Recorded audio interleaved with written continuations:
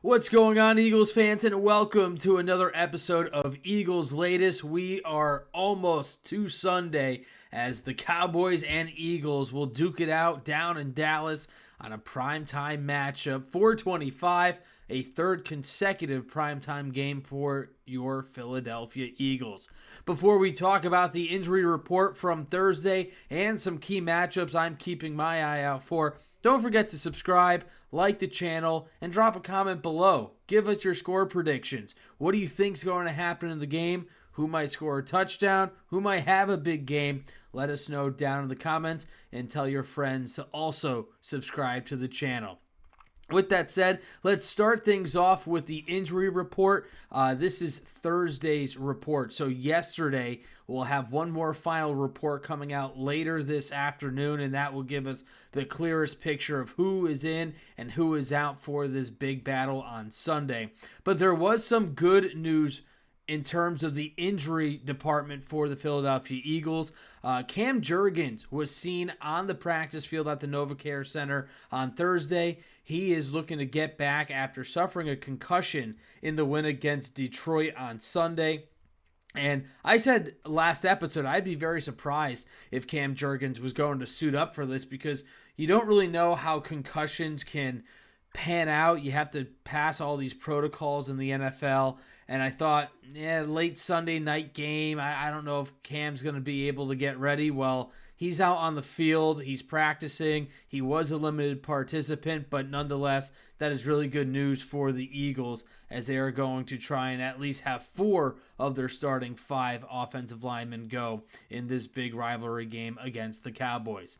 Meanwhile, full participants, Jalen Phillips highlights the trio. Phillips was a limited participant on Wednesday due to a shoulder injury designation. He was a full practice participant. That is a great sign as well for the Eagles. Phillips has dealt with some injuries throughout his young career. Some his fault, some not. He got hurt on that awful turf at MetLife a couple of years back, which forced him to miss an entire season. Phillips should be good to go. Also, Myles Hinton and Willie Lampkin, 2 linemen that have been signed or drafted or traded for offensive line depth. Myles Hinton, a big-bodied O-lineman from Michigan. He's a rookie. He was drafted this year. He was placed on the IR coming out of camp with a back injury. He has his practice window opened up, so the Eagles do have a chance to activate him to the active roster if needed. And Willie Lampkin also is in the mix just in case Cam Jurgens can't go or Brett Toth gets banged up during the week. So we'll keep an eye on if either of those two find themselves dressed on Sunday. But overall, good report for the Eagles. Meanwhile, a quick glance at the Cowboys. They have a little bit of a longer list, but they're also getting some guys back. Dak Prescott, he's dealing with a little bit of a hip injury. He was a full participant on Thursday, and he told the media down in Dallas that he will be 100% ready to go. He said he's played with a lot more pain than what he's dealing with in regards to this hip injury that just popped up. Malik Hooker, the safety, dealing with a toe and personal injury. He did not practice on Thursday. Jadeveon Clowney is limited. Dante Fowler limited. Solomon Thomas limited. So there's some big guys up front on the defensive line for the Cowboys that are trying to get their way to be active and a participant so they could be ready on Sunday. And then you had Tyler Smith, really solid guard, and Donovan Wilson, one of the safeties for Dallas, also a full participant. So that's a quick look around the Cowboys injury report. Again, we will have at least one more later today to give us a little bit of a clearer picture on who is going to be playing come Sunday. Speaking of Sunday, let's start to break this game down now. This is, I think, going to be a really entertaining game. If you remember from the first week of the season when Dallas and the Eagles played, it was a 24-20 win for the Eagles, but the rain really put a damper, pun intended, on the offense with the rainstorm that came in, delayed the game for an hour. But that first half was electric. It was 21-20 Philadelphia.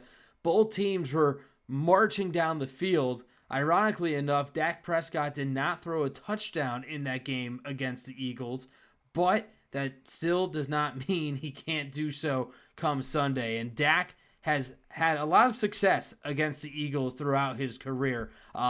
His numbers are actually pretty staggering when it comes to playing Philadelphia and the NFC East as a whole. If you look at Dak against the Eagles in his career, he has thrown 24 touchdowns, just 8 interceptions for over 3,500 yards in 14 career games against the Eagles. He has thrown just 1 interception over the last 7 meetings, spanning 249 pass attempts. So he is not turning the ball over through the air against Philadelphia in quite some time. And he's going to look to try and do that again here and give Dallas a good chance to pull off an upset at home. And this Dallas team, they are really dangerous at home. There's a great stat that was floating around on social media yesterday. The Dallas Cowboys have not lost a home game against an NFC East team with a healthy Prescott since November 19th, 2017 against the Philadelphia Eagles. So this is a team that is starting to believe in themselves. I know they beat up on a bad Las Vegas Raiders team, but Dak Prescott threw for 4 touchdowns, matching a season high. George Pickens had a big game. This offense has a lot of firepower, and they feel good at home. And you know they're going to be slinging it. Dallas wants Dak to get the all-time franchise passing record. He's only 160 yards shy of Tony Romo to be the all-time passing leader, which is pretty impressive from Dak Prescott. He's a dual-threat quarterback out of college, and he's turned into a really accurate and solid passer. And he's going to be the all-time passing leader with some really big quarterback names, including Tony Romo and Troy Aikman over the last 3 decades. So, they're going to want him to get it done at home. Obviously, they'd love to see it happen against the Eagles and Philadelphia's defense, who has held the Lions and the Packers to under 10 points in each of the last 2 games, will have a pretty tough task here against the Cowboys. Speaking of this Cowboys offense, we mentioned Dak Prescott, how good he is. He is 5th in the league in passing yards, and the Cowboys are the only team in the NFL that have a player in the top 5 at their respective positions in terms of passing, rushing, and receiving. Javonte Williams currently ranks 5th in the NFL with his 809 yards on the ground. And George Pickens, who came over to Dallas this year, which I thought was actually a really good move by Jerry Jones and company, he is currently 2nd in the NFL with 908 yards receiving. So he is on pace to have his best year as a pro, and it is going to be a tough matchup for the Eagles, and we're not even talking about CeeDee Lamb, who, of course, is one of the best wide receivers of this generation. So we're going to see how the Eagles can fare. Dak Prescott has been really good against Philadelphia, and we're going to see what he has in store and what the Eagles have in store, because now they have more tape on Dak and what the Cowboys do. Nick Sirianni mentioned earlier this week that in that season opener, it was a little tougher to gauge what Dallas was capable of because they didn't have film from this season. They could only go back on what they saw last year, and obviously teams changed things up. And it worked out in the Eagles' favor as they squeaked out a 24-20 win over Dallas. Now, moving to another matchup that I've got my eyes on, it's going to be Adoree Jackson against George Pickens. We just mentioned how Pickens is 2nd in the NFL in receiving yards. He just had a big game against the Las Vegas Raiders. He had 144 yards on 9 catches, 11 targets, and a touchdown. Against the Eagles, he didn't do a whole lot. He had 3 catches for 30 yards. They did a really good job clamping down on Pickens. It was CeeDee Lamb who actually did all the damage on the receiving end in that first meeting back in the season opener. CeeDee Lamb had 110 yards. A couple huge drops, though. He could have had an even bigger game if he were able to haul in some of those catches down the stretch late in the fourth quarter. For Eagles fans, obviously you're happy that he didn't. And we're going to see how they attack this dynamic duo for Dallas on the outside. Dory Jackson, he got burnt a couple times in this game back in week 1 against CeeDee Lamb, and that's where all the negativity started. People are like, oh man, Dory Jackson just doesn't have it. He can't hack it anymore. But as we mentioned this week, there's a lot of confidence not only building within Jackson.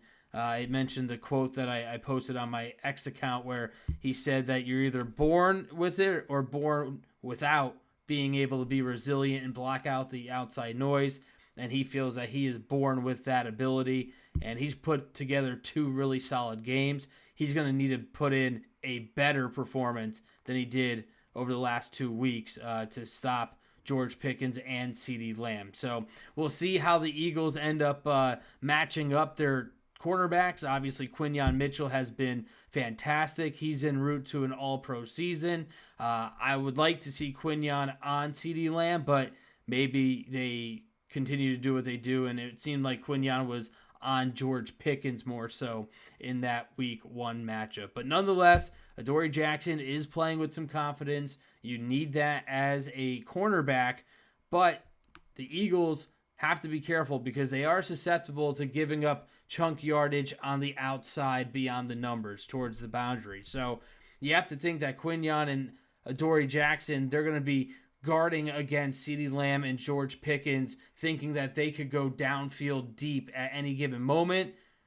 Do the Cowboys counter that with, hey, we're going to pretend that they're going deep and do comeback routes, do some hitch routes, do some curls, do different things where they keep the cornerbacks on their toes. So I think that's one of the more intriguing matchups and also one that could really determine who wins this game come Sunday. Last but not least, we're going to talk about some score prediction and game predictions here. This is, again, I think going to be a close game just like it was in week 1. This is a really different looking Dallas team. We talked about it yesterday a bit in the episode. They got Quinnen Williams from the Jets, although it was a ridiculous trade by Dallas, if you ask me, giving up a first and a second.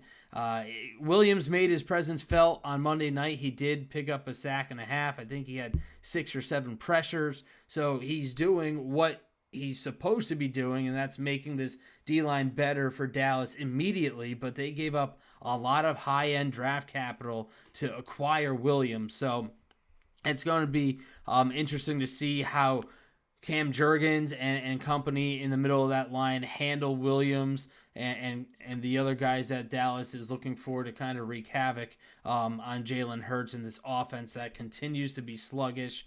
And this is going to be a bit of a tougher matchup, I think, than fans might realize. Because Dallas, yes, their defense was porous over the first month plus of the season. It's still not really that great, but they are playing better. They are playing for something. They're trying to get back in the playoff hunt a bit, and a win against the NFC East division leading Eagles would certainly put a boost in that locker room down in Dallas. So I think this is going to be a pretty close game. I think that the Eagles will need to score points in this one. I think they have the matchup to do so. This is a much lesser defense than what they face against Detroit and Green Bay. But again, we've seen some tasty matchups, if you will, for this Eagles offense where you think, oh, this is the week Saquon's going to get going, or, oh, this is the week A.J. Brown's going to get going, and it just really hasn't happened. So for the offense, I just want to see points. I just want to see some explosive plays. I understand that they're really diligent about protecting the football, but you do have to take some risks sometimes. And I think if the Eagles defense struggles against Dallas and Dak Prescott gets in a rhythm, he's well protected, this could be a little bit of a shootout like it was in week 1 before that thunderstorm came in and put a halt to everything. Dallas can put up points, and the Eagles are going to have to try and stop them. So I'm going to go with a 28-24 win for the Eagles. I have to pick them until they show me that they can lose, quite frankly. I was on the fence of picking them for the Lions game last week. I thought Detroit was really good. They've got the players, but Jared Goff just can't play in bad weather, and the defense was lights out. I mean, that was the storyline, and I wasn't anticipating the defense to turn the corner so quickly the way that they have. But it's great to see for Philadelphia, and I do think the Eagles will get out of here with another narrow 4-point victory, this time by a final score of 28-24, as the Eagles look to continue to separate themselves from the rest of a pretty bad NFC East division this season. So that will just about do it for this episode of Eagles Latest. As always, thanks so much for tuning in. Again, drop a comment, give us your score prediction. Who do you think is going to score a touchdown? Or anything else you want to chat about Eagles related, I'd love to chat with you in the comment section. Again, subscribe and please like the channel. And we will break down the game come Monday. It's the Eagles and the Cowboys Sunday at 4:25 in Dallas. The Birds in their Kelly Green in what should be a really thrilling game. Thanks so much for tuning in, and we'll talk to you on Monday to break it all down.